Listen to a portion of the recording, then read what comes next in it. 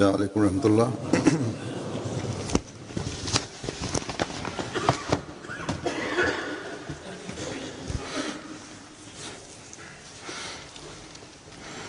أشهد أن لا إله إلا الله وحده لا شريك له وأشهد أن محمدا عبده ورسوله أما بعد فأعوذ بالله من الشيطان الرجيم بسم الله الرحمن الرحيم الحمد لله رب العالمين الرحمن الرحيم مالك يوم الدين إياك نعبد وإياك نستعين اهدنا الصراط المستقيم صراط الذين أنعمت عليهم غير المغضوب عليهم ولا الضالين.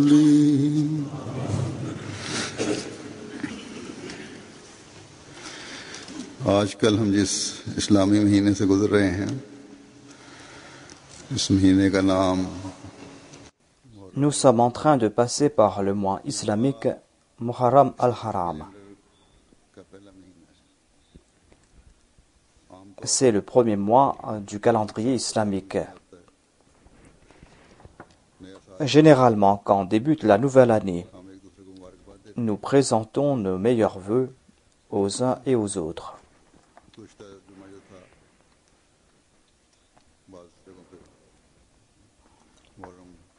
Vendredi dernier, ce mois avait débuté dans certaines régions du monde. Ce mois avait débuté jeudi dernier. Et lorsque je suis venu pour la prière du vendredi, à l'extérieur, quelqu'un m'a présenté ses vœux pour la nouvelle année. Mais quels vœux a-t-il présenté? Ce même jour, en Irak, il y a eu un attentat contre les chiites. Et plusieurs douzaines de personnes ont perdu la vie.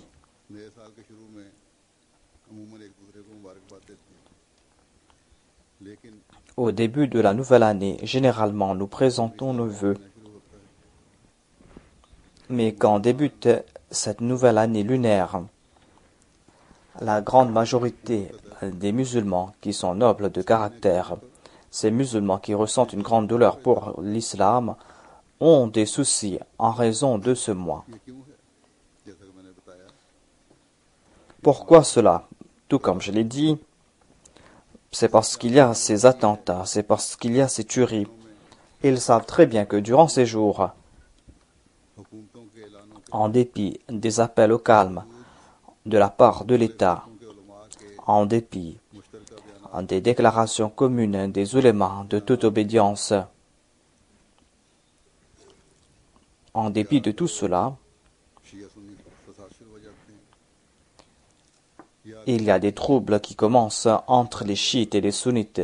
Il y a des attentats là où il y a des cérémonies des chiites, où il y a des attentats là où se trouvent les mausolées des imams. Il y a des attaques de la part des partis adverses ou de la part des fauteurs de troubles.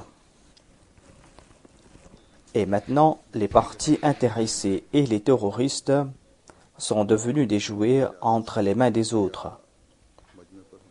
Et ils s'attaquent aux chiites, ou là où se réunissent les chiites pour leurs cérémonies, et ils prennent la vie des douzaines de personnes. Parmi ceux qui commettent ces attentats, il y a ceux qui n'ont aucun intérêt religieux. Ils ne commettent pas ces attentats en raison du sectarisme. Ils ont uniquement des buts politiques lorsqu'ils commettent ces attentats. Ils veulent tout simplement mettre à mal le pouvoir de l'État. Généralement, le 10 du mois Muharram, il y a plus de danger. Ici en Occident, demain sera le 10 Muharram, mais ici il n'y a pas de danger. Mais à l'Est, au Pakistan, aujourd'hui c'est le 10 du mois Muharram. En ce jour, les atrocités atteignent leur comble.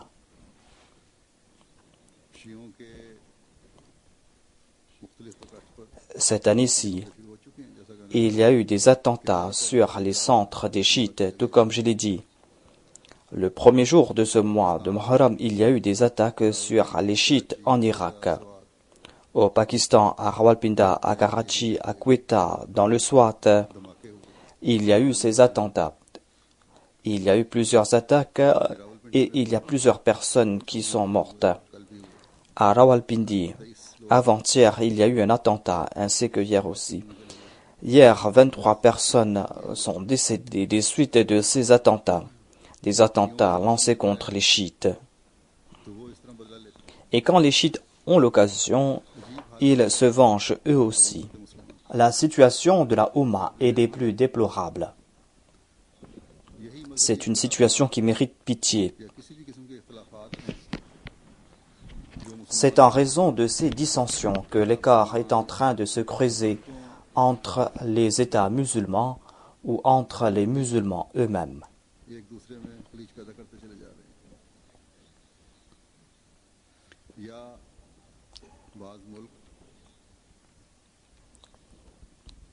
Dans certains pays, les minorités religieuses sont au pouvoir.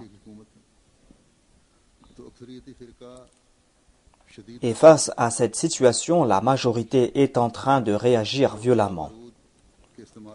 Et c'est ainsi qu'ils ont recours à la violence.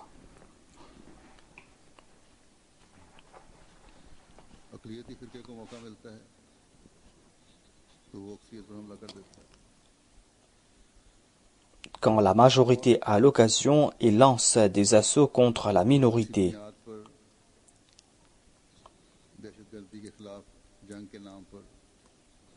Et au nom de la lutte antiterroriste ou pour réprimer les rebelles, l'État tue des milliers d'innocents. Il y a des bombardements aveugles et on tire aussi à l'aveuglette. On détruit les maisons et dans leur pays, ils sont en train de tuer des milliers d'hommes et de femmes. Voilà ce qui se passe aujourd'hui en Syrie. Et c'est pour cette raison que les forces anti-islamiques ont le champ libre pour imposer leur dictat. Les attaques contre les Palestiniens par l'Israël est en raison des dissensions parmi les musulmans et parce qu'ils sont désunis. Dans tout pays musulman, là où il y a des discordes en raison de la religion ou en raison de la politique, dans tous ces pays, l'on est en train d'outrepasser toutes les bornes des valeurs humaines. Dans ces pays, là où il y a ces discordes, l'on est en train de commettre des atrocités.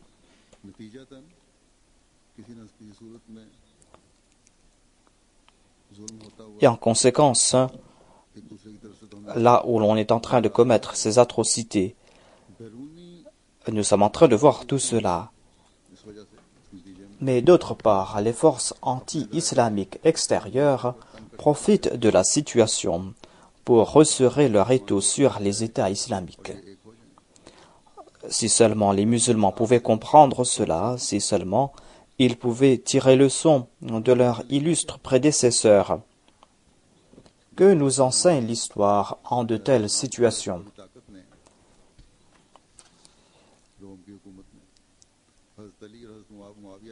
À l'époque, il y avait une grande force anti-islamique, l'État romain. Et l'État romain a eu vent des dissensions entre Hadrat Ali et Muawiyah.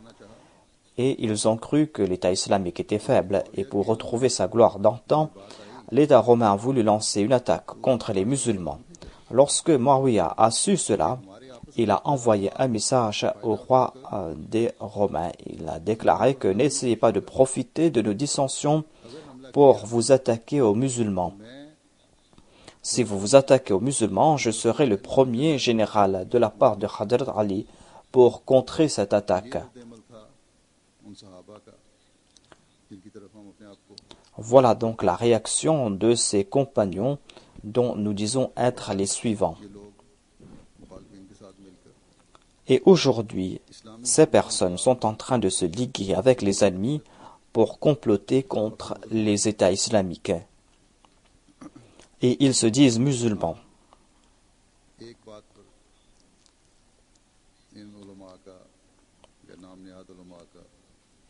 Certes, ces soi-disant ulémas ou ces groupes, ceux qui fomentent ces troubles, sont unanimes concernant un seul point. Ils sont unanimes pour comploter contre la Jamaat du Messie promis. Ou ils sont unanimes pour faire sortir par force les Ahmadis de l'islam, ces Ahmadis qui croient de tout cœur dans la kalima la ilaha illallah Muhammadur Rasulullah.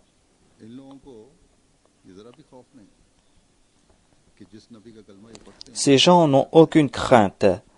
Ils disent croire dans ce prophète. Ils récitent la kalima. Et ils disent aussi qu'ils sont prêts à sacrifier leur honneur et leur vie pour ce prophète. Mais ils ne réfléchissent pas sur les paroles de ce prophète. Le saint prophète Mohammed sallallahu alayhi wa sallam, qui nous a présenté un principe général qui ne s'applique pas à un seul compagnon. Il lui avait dit, est-ce que tu as ouvert le cœur de cette personne pour voir s'il avait récité la kalima sincèrement ou par peur? Si seulement ces personnes pouvaient réfléchir à ce sujet. Les soi-disant ulémas, au lieu de se targuer de leur connaissance, doivent comprendre cela.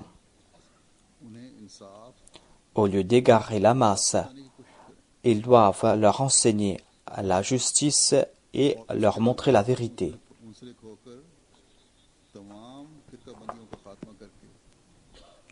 Ils doivent aussi se lier à ce champion de Dieu et mettre fin à ces atrocités, à tout ce sectarisme, et mettre fin à ces guerres de religion, afin qu'ils puissent répandre les enseignements de l'islam.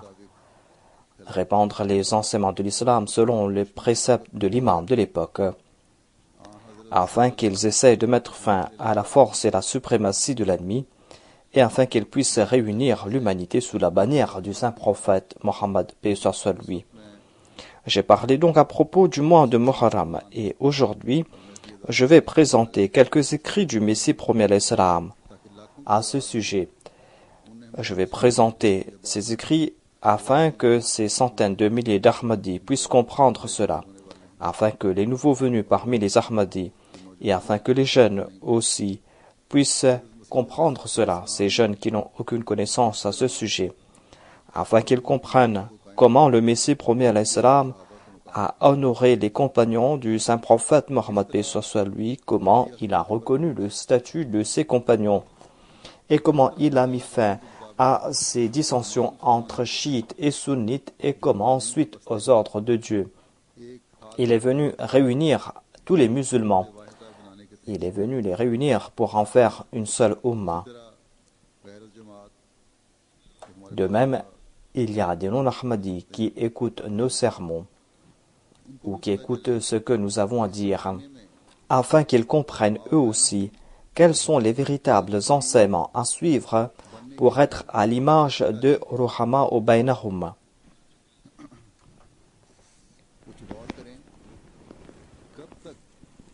Qu'ils réfléchissent à ce sujet. Jusqu'à quand vont-ils se lamenter sur la situation déplorable des musulmans? Jusqu'à quand vont-ils manifester dans les rues? Vont-ils commettre des actes de terrorisme?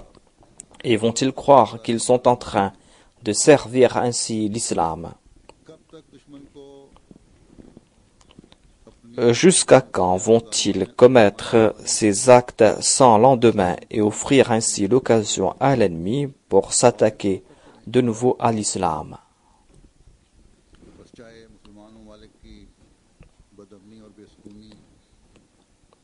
que ces troubles et cette anarchie que l'on voit dans ces pays musulmans soient le résultat des exactions qu'ils commettent les uns contre les autres, ou que ce soit le résultat des attaques des forces anti-islamiques contre les musulmans pour rétablir la paix et pour trouver la solution à toutes ces difficultés, et pour que les musulmans puissent retrouver leur gloire d'antan, il y a une seule solution, c'est de se tourner vers celui qui a été envoyé par Dieu, celui qui est l'amoureux parfait du saint prophète Mohammed, paix soit lui, celui qui avait pour mission de répandre les enseignements du saint prophète Mohammed, paix soit lui, dans le monde. Tout comme je l'ai déclaré, je vais présenter quelques écrits du Messie premier alayhi salam, des écrits dans lesquels il nous éclaire concernant le statut des compagnons.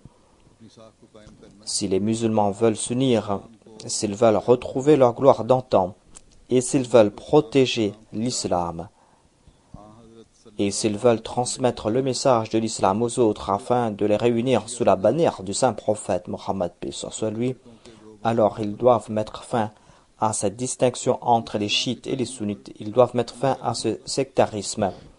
Ils doivent suivre l'enseignement de l'islam véritable, l'islam apporté par le saint prophète Mohammed, paix soit lui, un islam exempt de tout sectarisme, un islam où tout compagnon du saint prophète était un exemple de vertu et de sacrifice et de taqwa. Ils étaient des étoiles qui dirigeaient les autres.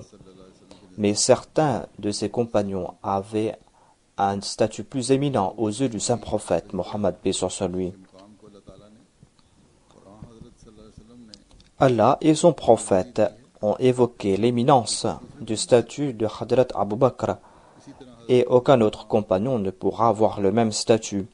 De même, Hadrat Omar a un statut particulier, Hadrat Othman, ainsi que Hadrat Ali, ils ont tous leur statut particulier. Imam Hussein et Hassan ont leur statut particulier. Ainsi, il est important de reconnaître les compagnons par rapport à leur statut particulier. S'il en sera ainsi, eh bien, on pourra mettre fin à ces troubles. Et pour mettre fin à ces discordes, Dieu a envoyé parmi les Akharines le Messie premier alayhi salam. Et le Messie premier alayhi salam nous a demandé de respecter tout compagnon du saint prophète Mohammed, paix soit lui.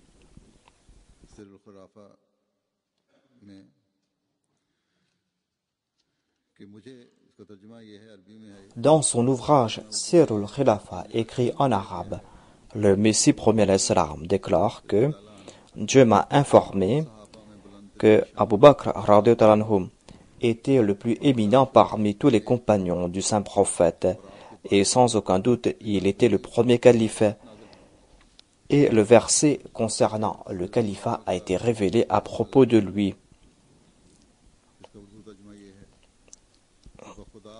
Dans cet ouvrage Sirul Khilafa, le Messie premier alayhi salam déclare que certainement Abu Bakr était le deuxième Adam de l'islam.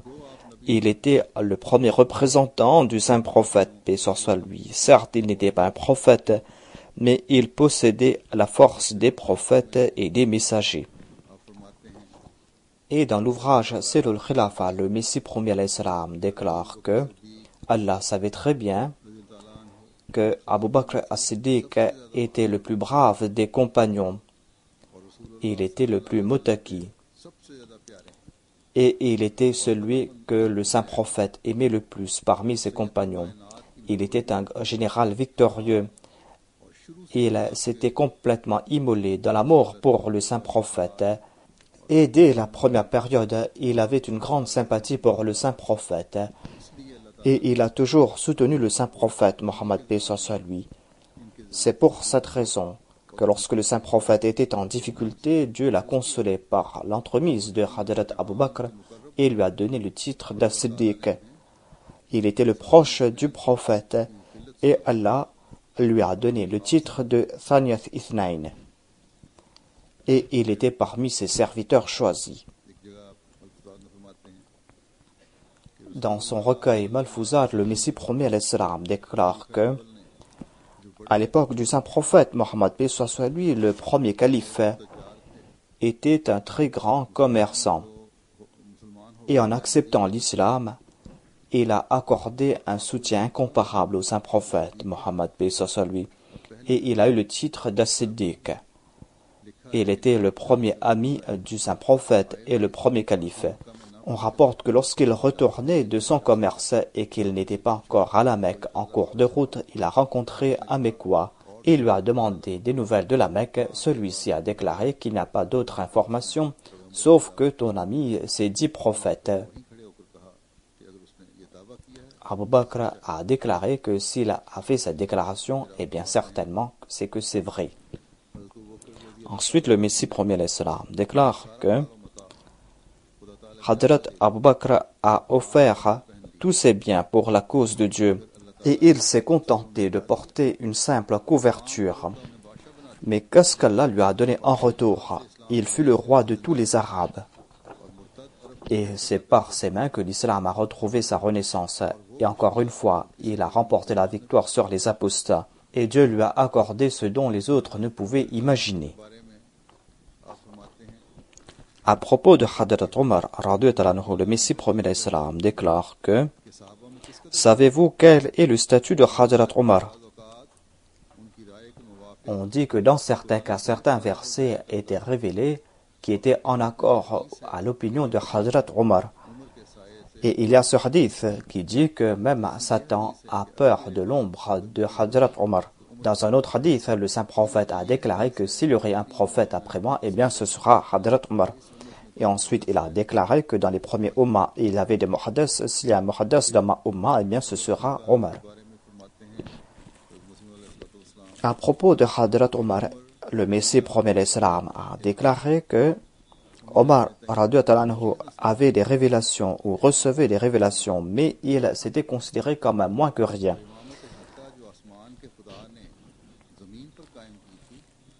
Dieu avait envoyé le saint prophète Mohammed paix soit sur lui, et jamais Omar n'a dit qu'il était à pied d'égalité au saint prophète parce qu'il recevait des révélations.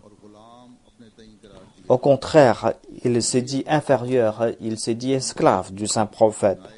C'est pour cette raison que Dieu a fait de lui le suppléant du saint prophète Mohammed paix soit sur lui. C'est-à-dire Dieu lui a accordé le statut de calife. Dans son ouvrage Hujjatullah, écrit en arabe, le Messie premier l'Islam déclare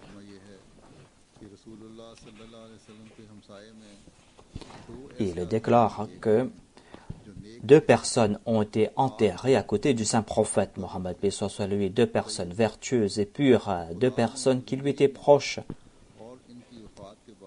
Et Dieu, dans la mort et dans la vie, leur a accordé cette proximité au saint prophète Mohammed paix soit sur lui.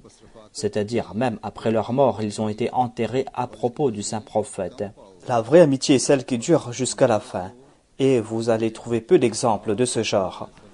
Ils sont bénis car ils étaient en compagnie du saint prophète sallallahu alayhi wa sallam. Et parce qu'ils étaient dans la ville du saint prophète Mohammed paix soit sur lui. Et ils ont été choisis comme calife après lui. Et parce qu'ils ont été enterrés en compagnie du saint prophète Mohammed paix soit sur lui. Et parce qu'ils étaient proches de lui dans le paradis. Et au jour de la résurrection, ils vont se lever en compagnie du saint prophète, paix soit sur lui. Dans le même ouvrage, Sirul Khilafa, le Messie premier l'Islam déclare mon Seigneur m'a fait comprendre que Hadrat Abu Bakr Siddiq, Hadrat Omar Farouk, Hadrat Uthman, c'était des personnes pieuses, des personnes emplies de foi, c'était des personnes que Dieu avait choisies, des personnes à qui Dieu avait accordé ses faveurs. Je jure par Dieu, Dieu a fait de Hadrat Abu Bakr, d'Omar et d'Uthman les gardiens de la porte de l'islam et les gardiens de l'islam. À propos de Hadrat Ali, le Messie premier l'Islam déclare qu'il était muttaqi, qu'il était pur de cœur, et il était de ceux qui étaient les plus aimés par Dieu, Ar-Rahman. Il était d'une très bonne famille, et il était parmi les chefs de la période. Il était le champion de Dieu, Il était le lion de Dieu, il était empli de sympathie. Il était d'une grande générosité et pur de cœur. Il était brave et il n'abandonna jamais le champ de bataille, même s'il y avait devant lui toute une armée. Il a vécu dans l'indigence et il était des plus purs. Il était très généreux. Il était toujours prêt à alléger les souffrances des orphelins et des indigents. Il était un guerrier hors pair et ses faits d'armes sont très connus sur le champ de bataille. Le Messie premier alayhi salam nous fait comprendre qu'il avait un très grand statut. Il a prouvé sa bravoure sur le champ de bataille. Et il était très apte dans l'usage des armes de l'époque. De même, il était un orateur éloquent. Il était un orateur très éloquent et il était hors pair dans ce domaine. Et ses paroles pénétraient jusqu'au tréfonds du cœur. Grâce à ces paroles, il faisait disparaître la turpitude des esprits. Et il éclairait les gens grâce à ses arguments. Il connaissait tous les principes de la vie. Et s'il y avait quelqu'un qui possédait quelques qualités, cette personne était complètement subjuguée par la personnalité de Hadrat Ali et lui présentait ses excuses. Hadrat Ali était parfait dans toutes ses œuvres. Celui qui rejette ses qualités, eh bien cette personne marche sur les voies de l'indécence. Il encourageait à venir en aide aux indigents et il donnait l'ordre de nourrir ceux qui se contentaient de leur sort et ceux qui demandaient de l'aide. C'est-à-dire, il s'occupait de ceux qui étaient dans le besoin mais qui ne demandaient pas à l'aide et il aidait aussi ceux qui lui demandaient à l'aide, même s'ils insistaient. Il était parmi les proches de Dieu.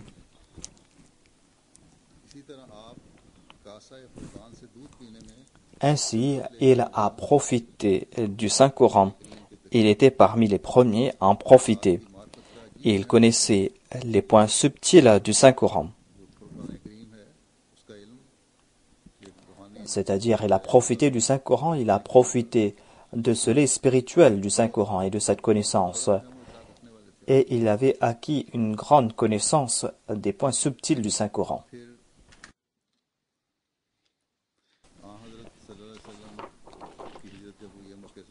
Le saint prophète Mohammed sallallahu alayhi wa sallam a émigré vers Médine. En présentant cet incident et le rôle de Hadrat Ali, le Messie premier alayhi salam déclare que il y avait un proche qu'il aimait, que le saint prophète Mohammed paix soit lui aimait, une personne qui était emplie de foi.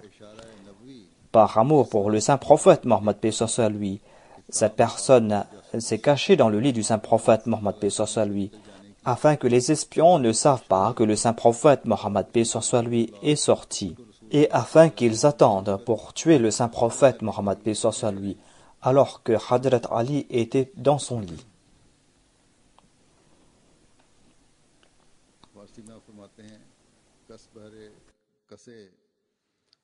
Et le Messie premier alayhi salam a décrit cette situation dans des vers en langue persane.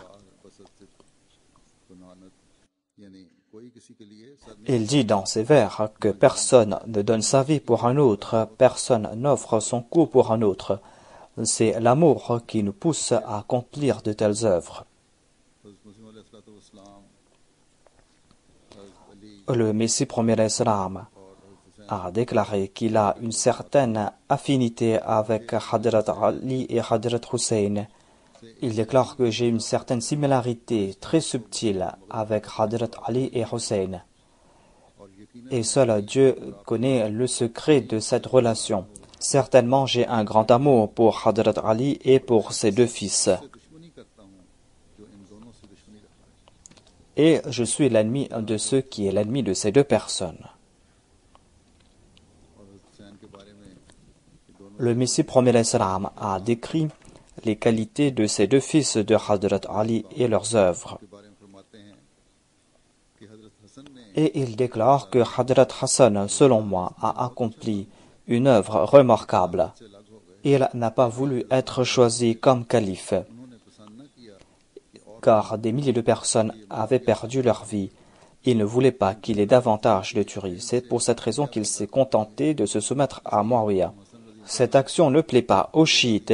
C'est pour cette raison qu'ils ne sont pas contents de Hadrat Imam Hassan. C'est vrai qu'il est lui aussi un enfant de Hadrat Ali, mais les chiites ne font pas autant d'exagérations concernant Hadrat Hassan, tout comme ils le font à propos de Hadrat Hussein. C'est pour cette raison que le Messie promet l'Islam déclare qu'il n'était pas content de Hadrat Hassan. Le Messie promet l'Islam déclare que nous les aimons tous deux et nous les louons tous deux. En fait, chaque personne a des aptitudes qui lui sont propres. Hadrat Imam Hassan n'aimait pas faire couler le sang des musulmans davantage. Il aimait la paix et il a eu cela en tête. Et Hadrat Imam Hussein, quant à lui, n'a pas aimé prêter allégeance sur les mains d'un fauteur de troubles et d'un pervers. Les intentions de tous deux étaient louables. Innamal a'malu binniyat. C'est vrai aussi que l'islam a progressé aux mains de Yazid. C'était là une grâce de Dieu. Si Dieu le désire, il peut faire progresser l'islam par la main d'un pécheur. Le fils de Yazid était vertueux. Le Messie promis à l'Islam nous explique cela davantage. Il dit que l'on doit toujours comprendre que les prophètes de Dieu et les personnes vertueuses, des personnes véridiques qui sont choisies par Dieu, ces personnes servent d'exemple pour les autres. Celui qui n'essaie pas de suivre leur exemple, mais qui se contente de se prosterner devant ces personnes pour qu'ils comblent leurs besoins, c'est-à-dire s'ils exagèrent, s'ils outrepassent les limites, s'ils ne prennent pas pour exemple ces saints personnages, mais s'ils se prosternent devant eux pour qu'ils comblent leurs besoins, eh bien ces personnes n'auront aucune valeur aux yeux d'Allah. Au contraire, ceux qui sont coupables de ces actions vont constater que ces imams vont se détourner d'eux au jour de la résurrection. Ainsi, ceux qui exagèrent concernant le statut de Hadrat Ali et Hadrat Imam Hussein, ces personnes ne sont pas les suivants de Hadrat Ali et Hussein. Et certainement, Ali et Hussein n'en seront pas contents. Les prophètes sont toujours des exemples pour les autres. Et sans les suivre, on ne pourra rien acquérir. C'est-à-dire, on doit tout simplement suivre la voie de ces personnes pieuses et suivre la voie des prophètes.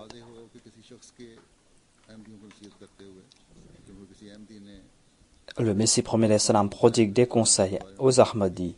Il y avait quelqu'un qui avait prononcé des paroles irrévérencieuses à l'égard de Hadrat Imam Hussein, et le Messie promet l'Islam était très en colère à ce sujet. Et elle déclare que j'ai reçu la nouvelle que quelqu'un a insinué que certains sots qui se disent être mes suivants et de ma Jamaat auraient affirmé que Dieu nous en préserve, que Hadrat Imam Hussein était un rebelle parce qu'il n'avait pas prêté allégeance à Yazid, le calife de l'époque, et que ce dernier était en droit de prendre le pouvoir, que la malédiction de Dieu frappe le menteur. Je ne crois pas qu'une vilainie pareille puisse sortir de la bouche d'un membre de ma communauté. Mais j'ai aussi compris que puisque les chiites, quant à eux, n'ont cessé de m'insulter et de m'outrager,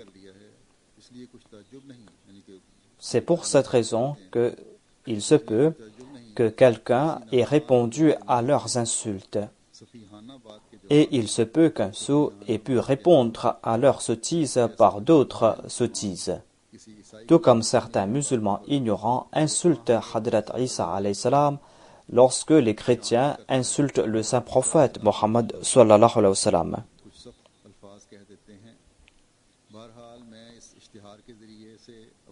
En tout cas, j'annonce à ma Jamaat et je leur fais comprendre que nous avons cette foi que Yazid était un impur et une vermine de ce bas monde, un despote qui ne mérite pas le titre de croyant dans tous les sens applicables de ce terme. Ce n'est pas chose facile d'être croyant. Dieu déclare à propos de cette catégorie de personnes: قالت الأعراب آمنا قل لم تؤمن ولكن قولوا أسلمنا. Les croyants sont ceux dont les actions témoignent de la ferveur de leur foi, une foi qui est gravée dans leur cœur et qui accorde préférence à Dieu et à son plaisir sur toute autre chose. Ils marchent sur les voies étroites de la taqwa pour la cause de Dieu. Ils s'annihilent complètement en Dieu et évitent toute chose qui, telle une idole, entrave leur voie vers Dieu, que ce soit leur état moral, les mauvaises actions, la négligence ou la paresse. Yazid l'infâme possédait-il ces qualités? Il fut aveuglé par l'amour de ce bas monde. Mais Hussein radhiyallahu anhu était pur d'entre les purs. Sans aucun doute, il était un de ces illustres personnages purifiés par la main de Dieu, une personne qui a été choisie par Dieu. Certainement, il était un des chefs du paradis.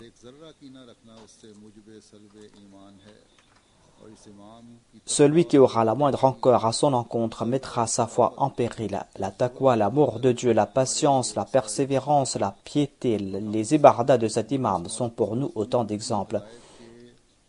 Et nous sommes de ceux qui suivent la direction qui lui a été accordée. Et nous sommes de ceux qui suivent la direction qui lui a été accordée. Détruit soit le cœur qui est son ennemi, et le cœur qui exprime ouvertement son amour pour lui mérite le succès. Un cœur qui est le reflet parfait de la vertu, de la bravoure, de la taqwa, de la persévérance et de l'amour divin que possédait l'imam Hussein.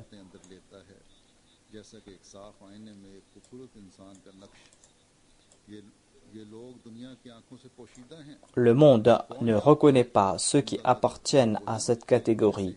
Seul celui qui est des leurs pourra les reconnaître à leur juste valeur. Le monde ne les reconnaît pas parce qu'ils en sont très éloignés. Voilà la raison du martyre de Hussein. Il n'a pas été reconnu à sa juste valeur. Le monde avait-il auparavant éprouvé de l'amour pour les vertueux pour qu'il exprime son amour à l'égard de Hussein? Ce sera une infamie, une œuvre d'impie que de mépriser Hussein, radhiyallahu anhu. Celui qui honnit Hussein, radhiyallahu anhu, ou celui qui honnit les imams purs, ou qui utilise des paroles méprisantes à leur égard, cette personne est en train de nuire à sa foi. Il en est ainsi parce que Dieu est l'ennemi de ceux qui sont les ennemis de ses choisis. Ce sera un très grand péché que d'insulter les bien-aimés d'Allah, en résultat des insultes et des injures proférées par quelqu'un contre moi. En de telles situations, on doit pardonner la personne qui est coupable et on doit prier pour l'ennemi qui est sot. Car si ceux qui m'insultent savaient de qui je suis venu, eh bien ils n'auraient pas commis pareille action. Le terme lien de parenté spirituelle est très approprié pour les bien-aimés d'Allah. Dans le Daroud, nous lisons Ali Muhammadin et il déclare que cette parole Ali ou le lien de parenté spirituelle est très approprié pour les bien-aimés d'Allah. Il est en train de mentionner l'imam Hassan Hussein ou les membres de la famille du saint prophète Mohammed soit lui. Ils étaient apparentés spirituellement au saint prophète et ont hérité de ses faveurs spirituelles. Et aucun usurpateur ne pourra les priver de ses faveurs. Et ils sont héritiers de ces jardins dont personne ne pourra les en priver. Ainsi donc, ces concepts vils ont pris racine parmi les musulmans lorsque leurs âmes sont mortes et lorsqu'ils n'ont pas eu ce lien de parenté spirituelle avec les prophètes. Et c'est pour cette raison qu'ils ont été privés de ces richesses spirituelles. Ils sont devenus ineptes et ils étaient aveugles. Les deux imams, Imam Hussein et Hassan, radhiyallahu anhuma, étaient les choisis de Dieu. C'étaient des personnes qui possédaient une grande pureté, des personnes chastes. C'étaient des imams de la direction. Et certainement, ils étaient apparentés spirituellement et physiquement au saint prophète Mohammed paix soit sur lui. C'est la religion des gens doués de savoir et de vérité que s'il n'y avait pas de lien physique entre Hadrat Imam Hussein et Hussein avec le saint prophète Mohammed paix soit sur lui, eh bien, en raison de leur lien spirituel avec le saint prophète, ils seraient considérés comme les membres de sa famille au ciel. Sans aucun doute, ils auraient profité des biens spirituels du saint prophète Mohammed paix soit sur lui. S'ils ont eu un lien physique avec le saint prophète, est-ce que cela veut dire qu'il n'y a pas de lien spirituel? Mais le Saint-Coran et le Hadith nous fait comprendre qu'il y a des liens entre les âmes et que l'animosité ou l'amitié dure pour l'éternité. Ainsi doit-on être fier parce qu'on est apparenté spirituellement au saint prophète ou parce qu'on est apparenté physiquement au saint prophète et que l'on ne possède pas la taqwa et la pureté. Ne croyez pas que par ces paroles, je suis en train de porter atteinte à l'honneur des membres de la famille du saint prophète. Le Messie premier salam nous fait comprendre que le lien spirituel est plus important que ce lien physique avec le saint prophète. Le Messie premier salam déclare que ne croyez pas que je suis en train de porter atteinte à l'honneur des membres de la famille du saint prophète. Par ces paroles, je suis tout simplement en train de dire que l'imam Hassan et Hussein étaient liés physiquement au saint prophète, mais cela n'était pas limité à leur lien physique, car ce lien physique ne sert à rien sans lien spirituel. La chose la plus importante, c'est ce lien spirituel. Ensuite, il nous fait comprendre que cette vraie relation, c'est cette relation spirituelle avec le saint prophète Mohammed paix soit sur lui. Ils ont possédé la lumière et la connaissance qui est venue des prophètes.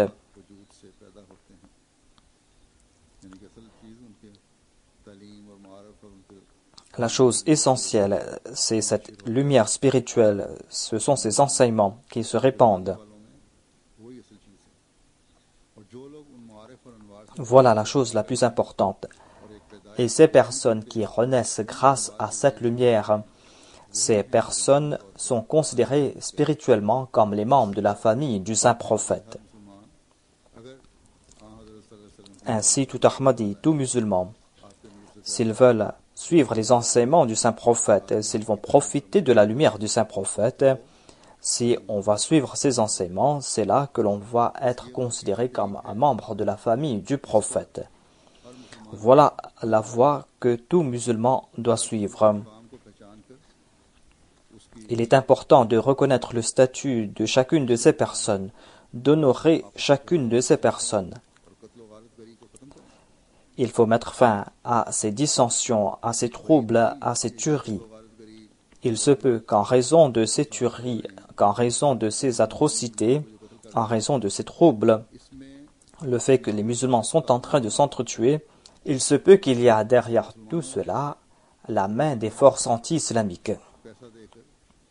Ce sont eux qui sont en train de former ces groupes, qui sont en train de créer cette dissension et qui sont en train de les payer pour fomenter ces troubles. Il y a ces attaques contre les chiites, il y a ces attaques dans ces mosquées. Il y a derrière tout cela la main de ces organisations que l'État considère comme des terroristes. Et selon les rapports de l'État, et que parmi ces groupes terroristes, il y a aussi des non-musulmans, mais des gens qui sont là pour créer des troubles et qui sont venus de l'extérieur. Qu'Allah ait pitié de notre Ummah et qu'Allah leur accorde la possibilité de s'unir. Je m'adresse aux Ahmadis et je leur dis que les autres musulmans sont en train de s'entretuer et sont en train de se venger les uns contre les autres. Lorsque quelqu'un a causé un attentat, les autres aussi essayent de les tuer. Mais nous qui avons prêté allégeance aux mains du Messie premier salam, en dépit de toutes ces atrocités commises contre nous, le fait qu'ils s'unissent tous pour nous persécuter, en dépit de tout cela, jamais nous devons penser à nous venger. Certes, si on doit agir, eh bien, l'on doit comprendre que chacun d'entre nous doit progresser dans la taqwa, dans la vertu, après que l'on ait commis ces atrocités contre nous. Plus qu'auparavant, nous devons nous tourner davantage vers Dieu, établir une relation sincère avec Dieu et nous consacrer à la prière. L'imam Hussein a présenté le sacrifice de sa vie, il nous a servi d'exemple. Il est un guide pour nous. Hadrat Muslim Maud, le deuxième calife de la communauté Ahmadiyya, nous a prodigué des conseils. Dans un vers d'un poème, il dit qu'ils vous font devenir Hussein alors qu'ils sont eux-mêmes Yazid. Quel commerce facile, laissez donc les ennemis lancer leurs flèches.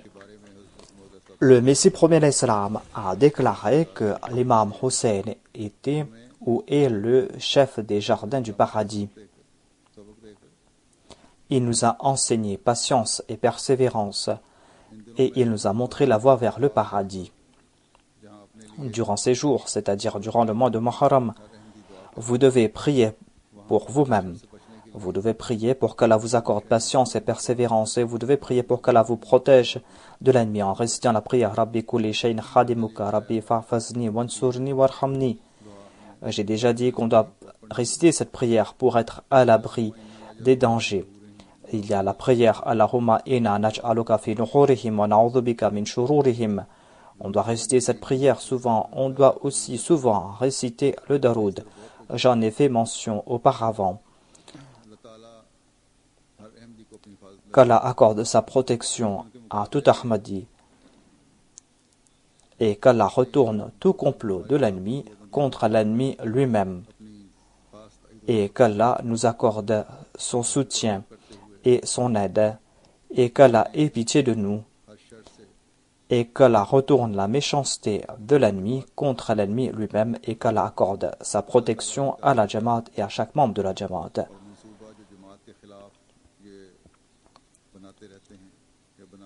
Qu'Allah retourne tout plan et tout complot qu'ils sont en train d'ourdir contre la communauté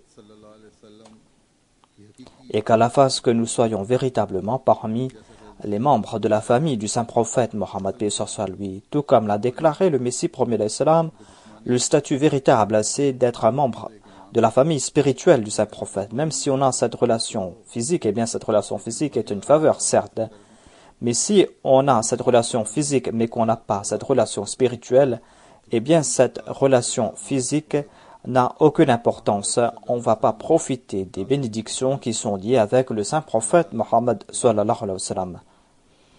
Des bénédictions qui ont été promises par Dieu au saint prophète. Ainsi, nous devons à chaque instant faire notre analyse de conscience. Lorsque nous récitons le Daroud, eh bien l'on doit voir jusqu'à quel point sommes-nous en train de profiter de ces daroud et jusqu'à quel point pour en profiter sommes-nous en train de mettre en pratique les enseignements du saint prophète Mohammed paix soit lui, jusqu'à quel point sommes-nous sous l'autorité du Saint-Coran quand nous avons déjà prêté allégeance aux mains du Messie premier alayhi salam.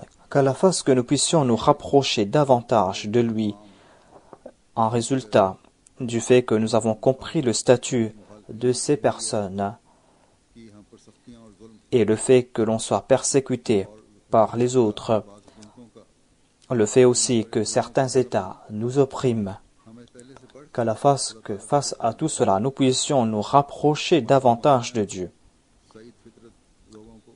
et que nos sacrifices puissent amener des gens de bonne nature dans le giron de l'Ahmadiyya et que nous puissions voir les victoires de l'Ahmadiyya, l'islam véritable.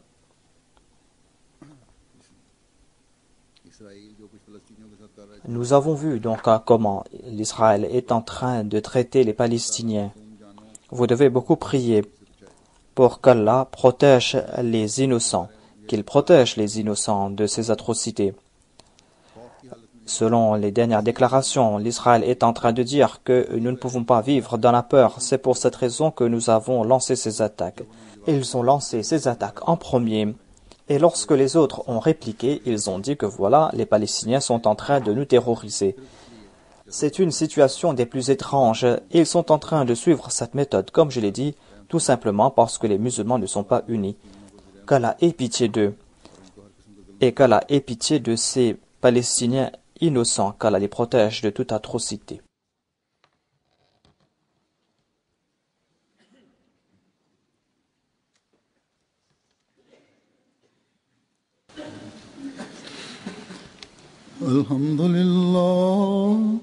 الحمد لله نحمده ونستعينه ونستغفره ونؤمن به ونتوكل عليه ونعوذ بالله من شرور أنفسنا ومن سيئات أعمالنا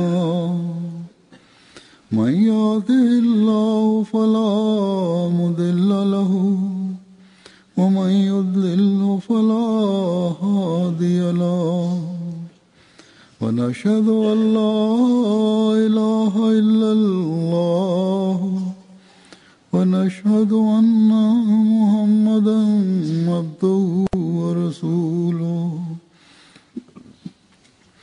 عباد الله رحمكم الله إن الله يأمر بالعدل والإحسان وإيتاء ذي القربى وينهى عن الفحشاء والمنكر والبغي يعظكم لعلكم تذكرون اذكروا الله يذكركم وادعوه يستجب لكم ولذكر الله أكبر